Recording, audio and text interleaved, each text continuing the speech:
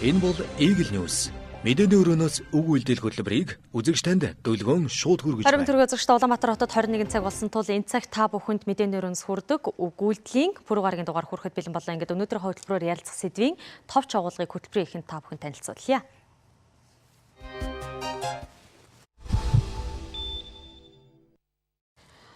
2013 оны 11-р сарын 19-ний өдөр Америк нэгдсэн улсын шүүхээс гаргасан шийдвэрээр JP Morgan Chase компанид 13 тэрбум долларын торгуул оногдуулсан.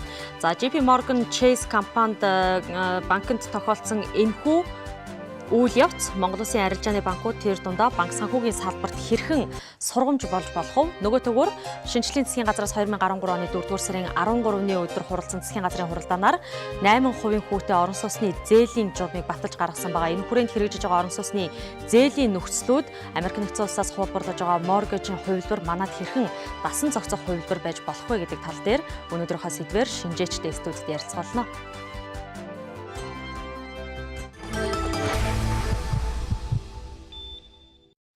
Хөтөлбөр сонгож байгаа үзэгч та бүхэндээ баярлалаа. За энэ тухай сэдвээр бид та бүхэнтэй ярилцахаар өнөөдөр студид шинжээчийг урьж ажиллуулж байгаа.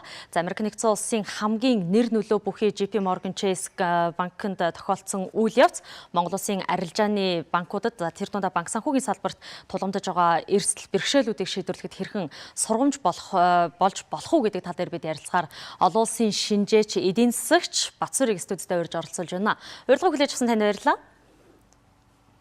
Тэгэхээр хоёулаа мэдээж JP Morgan Chase компани банктай холбоотой асуудлаар ярилцаад цаашлаад моргежийн зээлийн талаар ярилцах учраас JP Morgan Chase банкнд тохиолдсон үйл явцын тал дээр эхлээд үнэлэлт өгүүлэлт өгөх хэрэгтэй байх гэж бодож байна. Тэгэхээр яг энэ компанид тохиолдсон үйл явц хэдэн оноос улбаатаагаар явсаар байгаад энэхүү өнөөдөр шийдлээ олж шүүхэн шийдвэр гарсан бэ гэдэг дээр та тодорхой хэмжээний мэдээлэл өгөхгүй юу?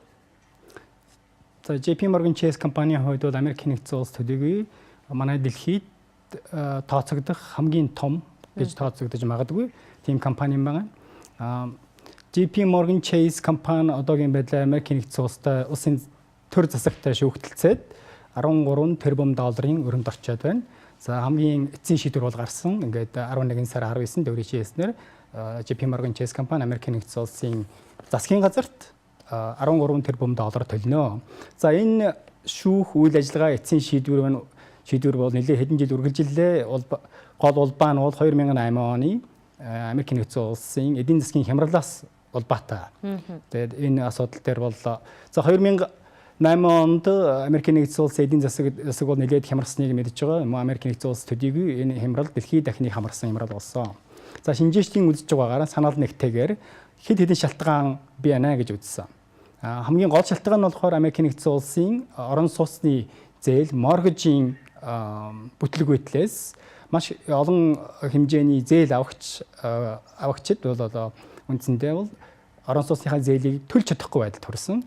Ингээд энэ төлбөрийн чадваргүй улмаас Америк нэгдсэн улсын зах зээл асар их хямрал үүсэж эдийн засгийн бол нэлээд уналтанд оруулсан байгаа. За энэ хямралын одоо гол шалтгаан нь бол үндсэндээ бол хэд хэдэн шалтгаантай гэж үзсэн. За нэг шалтгаан нь болохоор бол зээл олгогч компаниуд хамаагүй зээл олгосон. Дуртай хүндэн зээл олгож байсан.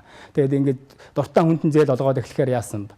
Хүн бүхэн зээл аваад эхэлсэн. Бүр ядуу төлбөрийн чадваргүй хүмүүс гээд бүр жишээ аваад урдсан байсан л да. Жишээ нь Америк нэгдсэн улс маш олон хэмжээний цагаачд байдаг. Ялангуяа Мексикээс өмнөд Америкаас цагаачд байдаг. Энэ цагаачд хууль бусаар ихэнх нь ажилдаг. Хууль бусаар ажилдаг хүмүүс яах нь вэ? Маш одоо хамгийн хөдөлмөрийн хөндлөлийн доод хэмжээгээр тэнээс ч бага хэмжээгээр бол ажиллаж эхлэн цагт $4, $3 ажил хийдэг ногооны талбай дээр ажилдаг хүмүүс маань сая долларын 2-3 сая долларын хаус байшингуудыг худалдаад авсан байсан. Тэгээд ингээд эдийн засгийн жоохон хямрал хэлбэлзэлд ороод ирэх үед энэ хамаагүй өөрийнхөө чадвар тохироогүй хэмжээний зээл авсан хүмүүс төлбөрийн чадваргүй болоод эхэлсэн. Ингээд тэгэхээр энэ бол үндсэндээ эдийн засагтад асар хэмжээний нөлөө учруулсан юм аа. Тэгээ ийм гол үндсэн шалтгаан байсан гэж цааш нь авах юм бол өөр шалтгаануудаас гарч ирнэ л дээ. Тэгэхээр моргежийн зээл бол яг 2008 онд тохиолдсон зөвхөн Америк нэгдсэн улсын эдийн засаг гэлтгүүгээр дэлхийн нийтэд нөлөөсөн энэ эдийн засгийн хямралын хамгийн гол суурь нь болсон гэж эдийн засгийн шинжээчд бол тайлбарлаад байдаг шүү дээ. Тэгэхээр моргежийн зээлийг бол уг нь бол Америк нэгдсэн улс хамгийн үлгэр жишээ, за хамгийн туршлага харуулж болох үс хувилбараар нь хөгжүүлж авч явж байгаа гэд бусад улс орн ч гэсэн хуулбарлах ийм хувилбарыг сонгож аваад байдаг. Тэгэхээр моргежийн зээл ийм чанаргүй түвшинд хүртлээ Америк нэгдсэн улсын макро эдийн засгийн түвшинд яг ямар өөрчлөлтүүд тухай он жилүүдэд мэдрэгдэжсэн юм бэ? За моргежийн зээлийн хувьд таны хэлдэг зөв. Энэ бол одоо классик буюу сонгодог хэлбэрээ. Орон сууцчлах, ард түмний орон сууцчлах энэ төлөвлөгөөг бол анх бол Америк нэгдсэн улсаас гаргасан нэлээд дээр үеэс хэрэгжүүлж эхэлсэн. Энэ хэрэгжүүлж ирсэн энэ төлөвлөгөө, энэ систем нь бол харьцангуй сайн явж ирсэн.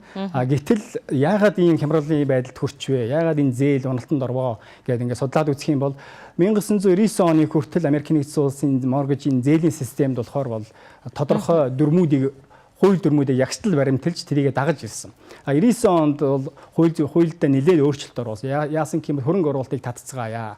Зах зээлийг илүү чөлөөт зах зээл рүү оруулъя гэсэн ийм шалтгааны үүднээс нэлээд хуулинд өөрчлөлт оруулж зээлийг бол одоо үндсэндээ бол зээл олгох тэр дүрмүүдийг, журмуудыг нэлээд хөнгөвчлсөн.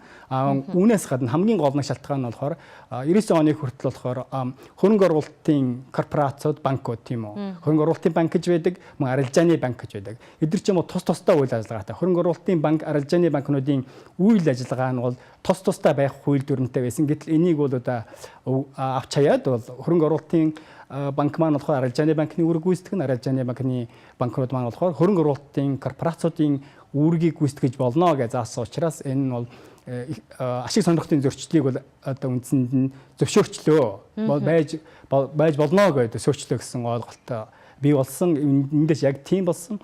Ингээд компаниуд болохоор үндсэндээ бие биенийхээ үйл ажиллагааг ингээд том хөрөнгө оруулалтын корпорацууд нь арилжааны банкуудыг худалдаж аваад тэгээд үйл ажиллагаа нэг болоо явцсан л да.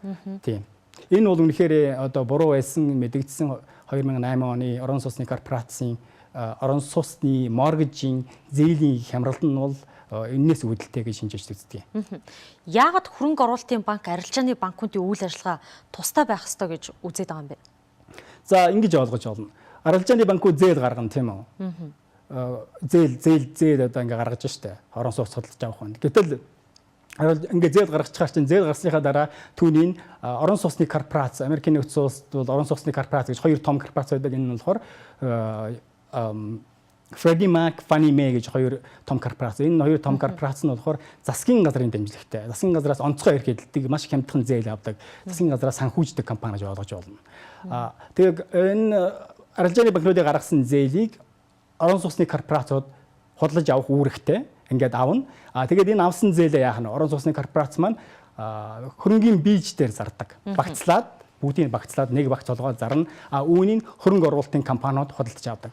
Тэгэхээр бодоод үзтээ JP Morgan жишээ ингээд аваад үзэх юм бол JP Morgan өөрөө арилжааны банктай байя гэж байна. Chase Manhattan гэж банктай тийм үү. Chase Manhattan банк нь орон сууцны зээл гаргалаа гэж бодъё.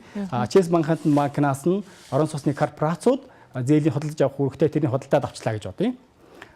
Ингээд тэрийг эргээд хөрөнгөний бийждээ зарах болж байна. Багцлаад.